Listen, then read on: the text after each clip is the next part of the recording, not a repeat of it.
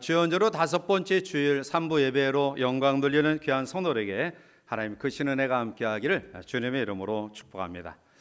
우리가 삶을 용해 나가면서 우리 모두의 공통적인 바람과 소원이 있다고 한다면 뭔가 우리의 살아 생전에 큰 업적과 또 위대한 일을 꿈꾸는 것입니다.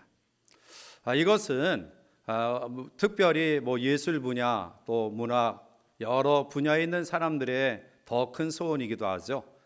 길이 남을 명작 또 전무후무한 기록, 아마 이러한 것들이 우리 모두의 바람일 것인데요. 이것은 비단 일반 사람들뿐만 아니라 성도들에게도 있는 마음이라고 생각합니다.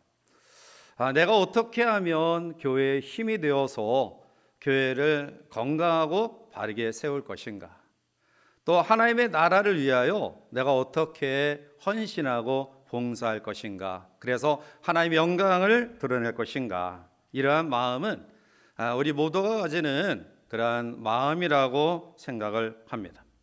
그래서 더 깊숙이 하나님의 몸된 교회의 여러 가지 직분들을 잘 감당함으로 그 속에서 느껴지는 감동과 또 감격과 기쁨과 즐거움과 만족과 보람을 맛보기를 원하는 것이 우리 모두의 소원이며 꿈일 것입니다. 자, 오늘 본문에 등장하고 있는 느헤미야도 바로 그러한 큰 일을 계획하고 시도하고 이뤘던 사람인데요. 그 큰 일은 바로 무너지고 회파된 예루살렘 성벽을 재건하는 일이었습니다. 사실 그는 지금 포로로 페르시아에 잡혀왔습니다. 그런데 다행히 출세하여 왕의 측근에서 왕의 술 맡은 관원으로 가까이 권력의 핵심부의 위치에 올랐던 사람입니다. 그는 사실 자기 개인과 가정은 아무런 염려 없이 아주 편안하고 안락한 삶을 살 수 있었는데요. 그럼에도 불구하고 그의 마음속에 늘 자리 잡고 있었던 소원은 고국 예루살렘 성의 재건과 그리고 중축이었습니다. 이제 우리는 본문의 말씀을 묵상하면서 느헤미야가 어떻게 회복과 부흥을 이루었는가, 그 과정을, 그의 믿음의 모습을 다시 한번 묵상하면서 오늘도 우리의 가정과 또 개인과 교회와 민족 공동체 속에서 진정한 회복과 부흥을 꿈꾸며 또 한 해를 출발하는 저 여러분들 속에 느헤미야의 믿음을 본받아 우리도 이러한 소원을 아름답게 이루는 축복의 하나가 되시기를 주님의 이름으로 간절히 축원해 드립니다. 그는 먼저 기도의 사람이었습니다. 오늘 본문 4절 말씀 가운데 오면 왕이 내게 이르시되 그러면 내가 무엇을 원하느냐 하시기로 내가 곧 하늘의 하나님께 묵도하고 라고 말합니다. 느헤미야가 고국 예루살렘의 성벽 중건을 위해 마음속에 꿈꾸고 기도를 시작한 이후에 4달 만에 하나님이 그의 기도에 응답하십니다. 느헤미야의 성전 건축 재건의 과정을 살펴보면 그는 철저하게 하나님 앞에 기도하는 사람이었습니다.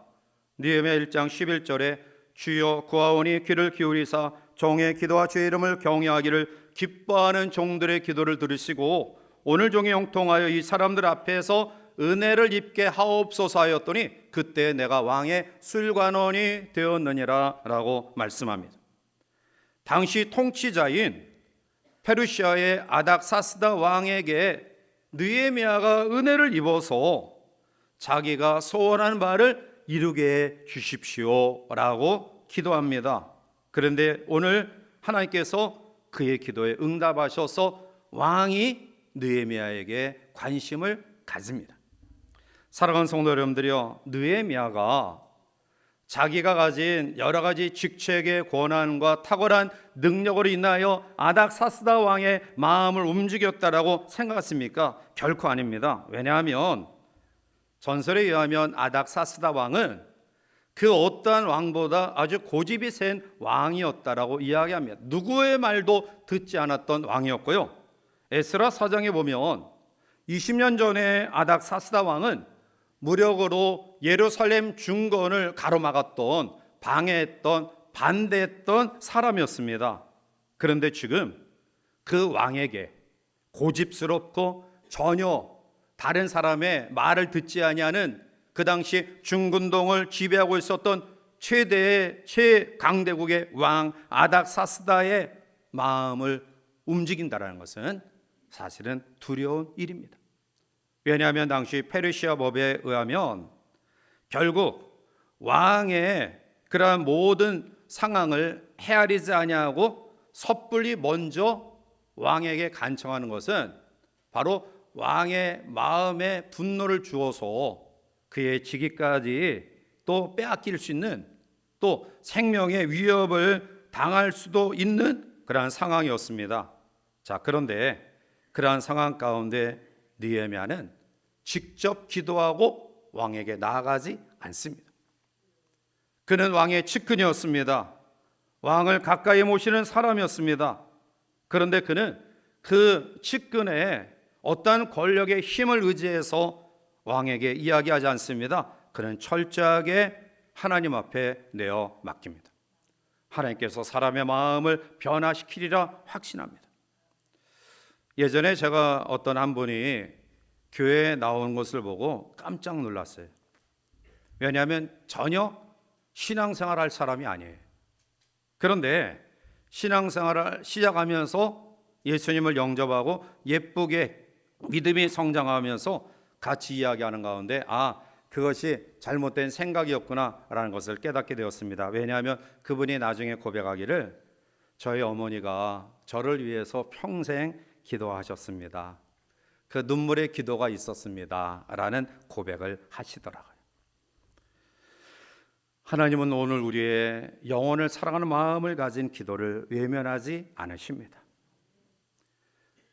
전도 대상자를 우리가 세우고 또 우리와 함께 한 이불을 덮고 자는 우리의 식구들을 위해, 그 영혼을 위해 하나님 앞에 간절한 마음으로 기도하면 하나님은 그 사람의 마음을 움직여 주십니다. 오늘 우리 교회가 이러한 중보의 기도의 역사가 더 아름답게 나타나기를 원합니다. 왜냐하면 하나님이 우리 교회를 이곳에 세우신 목적이 무엇일까요? 안락하고 또 안정된 가운데 서로 교제하며 또 우리들이 서로 사랑하며 친교하며 이 정도의 목적을 가지고 우리 물레동 교회를 세우셨을까요? 아니죠. 하나님이 우리 교회를 이곳에 세우신 목적은 바로 구원의 방주, 영혼을 구원하는 생명 공동체로 그 목적을 가지고 우리 교회를 세우신 줄 믿습니다. 그래서 이곳에서 우리가 함께 모여 중보하여 기도하는 그 기도는 반드시 언젠가 열매로 우리 가운데 나타날 줄 믿습니다. 전도하는 일이나 아니면 사람과의 관계 속에서 사람의 마음을 움직일 수 있는 분은 하나님이십니다. 우리의 힘으로 되지 않습니다. 우리의 남편의 마음, 아내의 마음을 우리가 움직일 수 있는 힘이 있습니까? 우리의 마음대로 뜻대로 되어지지 아니하는 자녀들의 신앙과 그들의 진로와 그들의 앞길을 내가 권고하고 충고하고 가르치고 교육한다고 해서 그것이 이루어집니까? 결코 아닙니다. 하나님이 그들의 마음을 움직여 주셔야 돼요. 여러분, 사람을 창조하신 하나님이 사람을 고치시 못할 이유 없습니다. 전능하신 하나님 앞에 포기된 인생 없습니다. 그런데 오늘 우리는 내 편협된 생각 속에 저 사람은 안 돼, 저 사람은 구제불능이야, 하나님이 포기하지 않은 인생을 우리가 혹시 포기하고 오늘 우리의 주어진 삶에 좌절의 마음을 가지고 있지는 않습니까? 여러분, 하나님이 역사하시면 사람들이 내놓았던 사람도 변화시켜 하나님의 사람으로 세워주실 줄 믿습니다.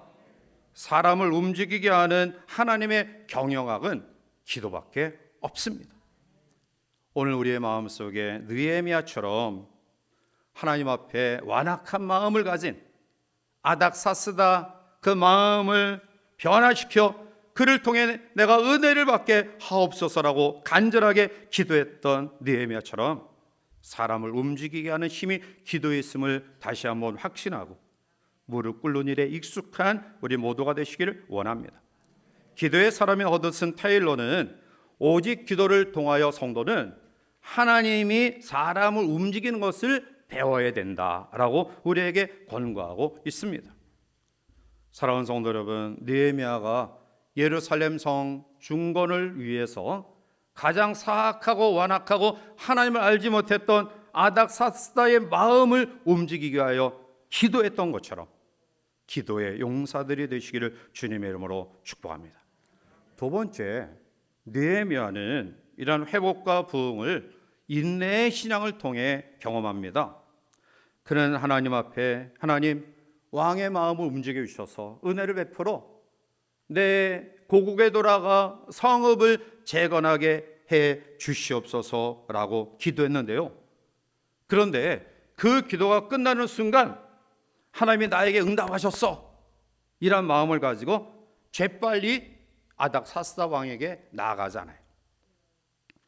느헤미야 1장 1절에 보면 하갈의 아들 느헤미야의 말이라 아닥사스다 왕 제20년 기슬루월에 내가 수산궁에 있는데 라고 이야기하죠. 마음의 소원을 가지고 기도를 시작했던 때가 기슬루월이에요. 기슬루월은 우리나라 원력으로 이야기하면 12월이에요. 자, 그런데 오늘 본문 1절 말씀 가운데 보면 아닥사스다 왕 20년 니산월에 왕 앞에 포도주가 있기로 내가 그 포도주를 왕에게 드렸는데 이전에는 내가 왕 앞에서 수심이 없었더니 라고 말하죠.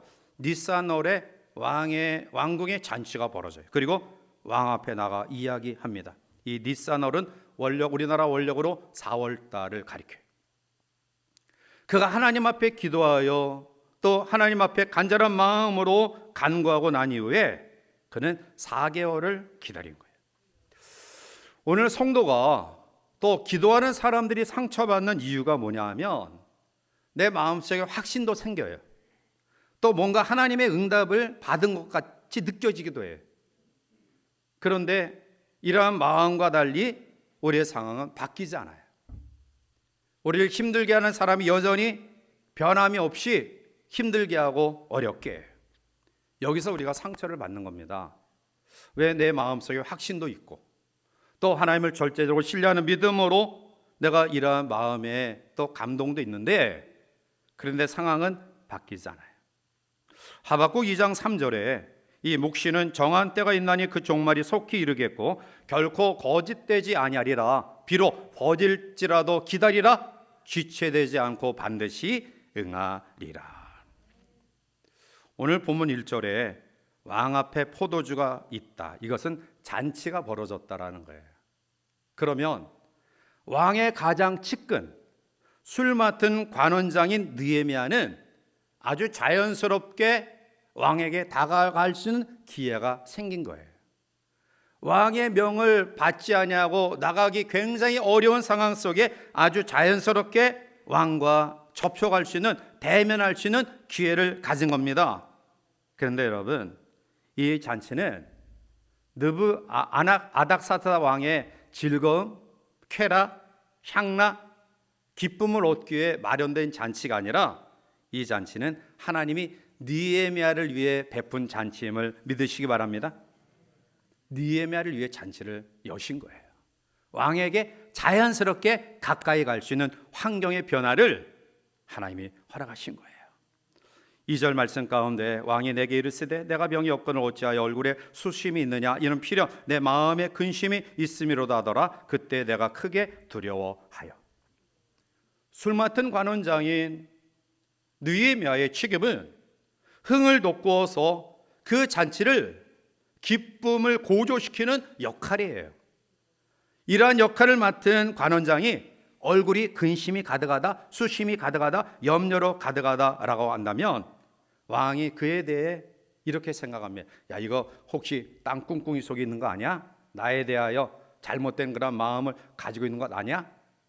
그래서 당시 페르시아의 법에 의하면 왕의 측근에는 사람들이 왕을 대면하여 아련할 때 얼굴에 슬픈 얼굴을 가지고 있으면 그것은 왕에 대한 다른 마음, 흑심을 품고 있기에 그 사람을 크게 벌할 수도 있는 거예요.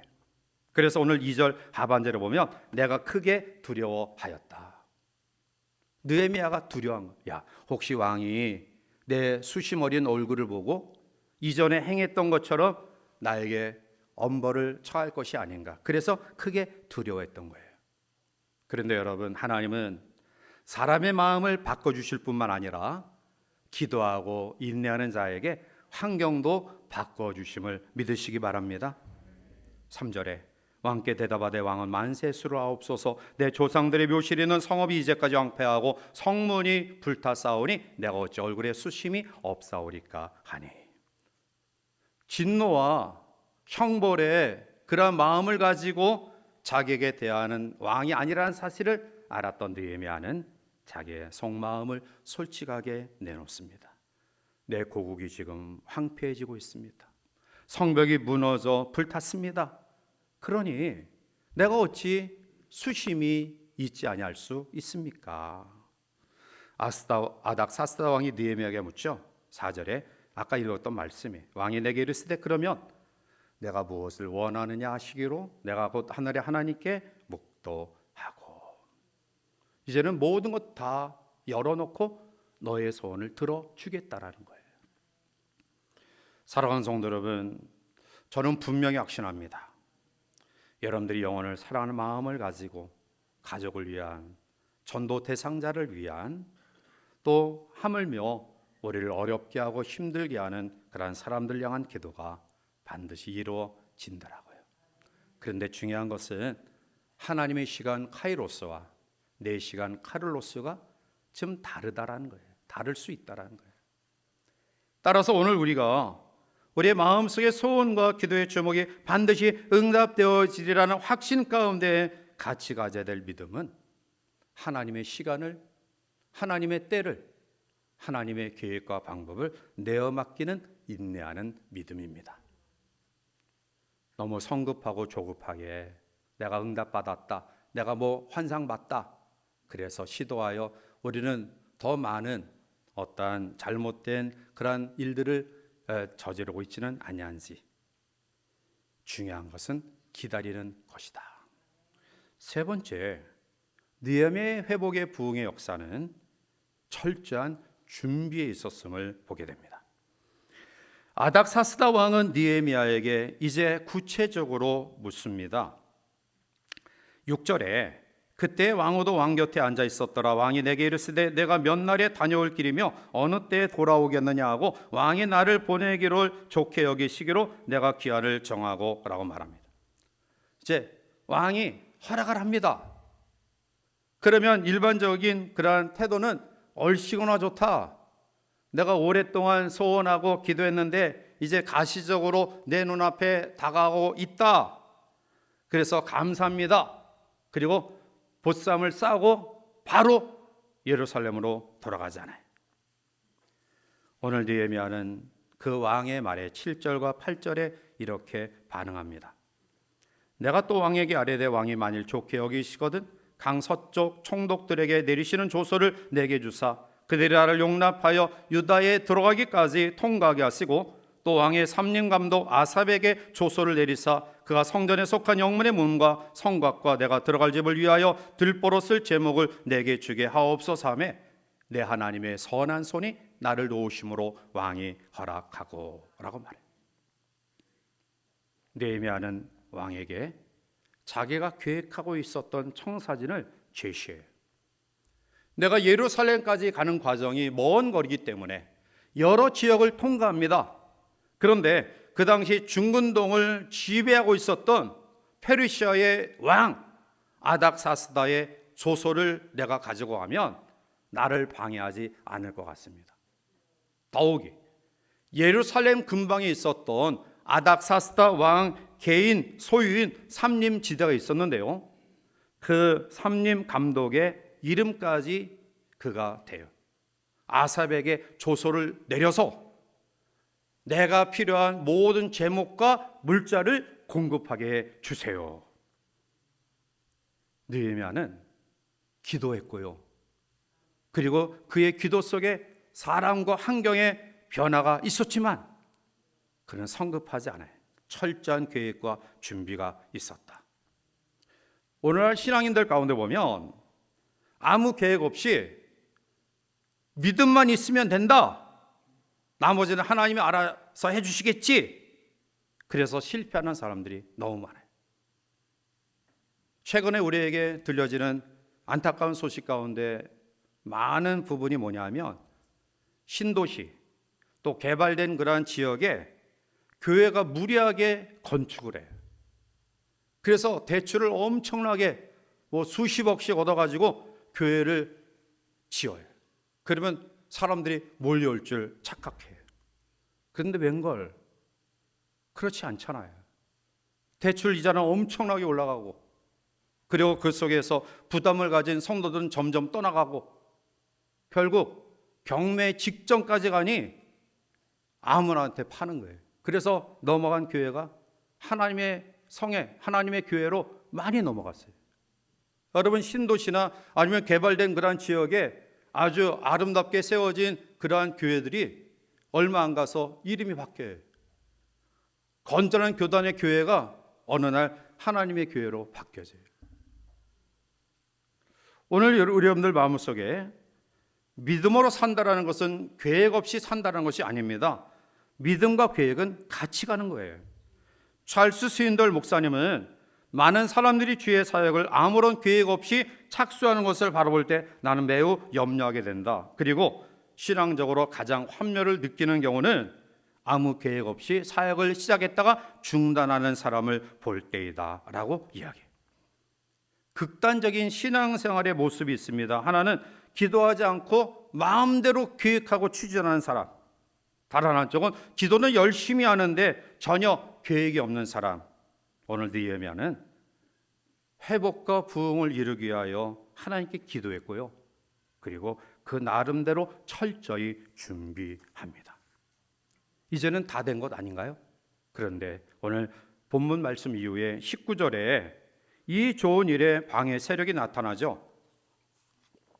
19절 말씀 가운데 보면 호론 사람 산발락과 종이었던 암몬 사람 도비아와 아라비아 사람 게셈이 이 말을 듣고 우리를 업신여기고 비웃으려되 너희가 하는 일이 무엇이냐? 왕을 배반하고자 하느냐 하기로 라고 이야기합니다. 기도했습니다. 그리고 참고 기다렸어요. 정말 잘 준비해서 모든 것들이 완벽하게 이루어졌어요. 돌아와서 백성들을 독려하면서 내가 일하는 과정 속에 이제 물자와 모든 것들을 확보했으니 우리 함께 힘을 내서 이 일을 합시다. 그런데 방해 세력이 나타나요. 오늘 산발락과 도비아와 게셈은 그 지역에 있었던 사람들로서 느헤미야가 와서 이런 일들을 시도하고 그도 이뤄갔을 때 자기들이 가진 기득권, 이러한 것들을 놓칠까 봐 배쳐가는 사람들이에요. 왜 하나님은 결정적인 순간에 이런 아픔과 힘듦을 느헤미야에게 주셨을까요? 저는 이렇게 한번 생각해 봐요. 하나는 내 마음대로 계획대로 잘 되어지는 결과를 보고 혹시 내 힘으로 내 노력으로 되어진 것 아닐까, 교만한 마음에 대한 경계.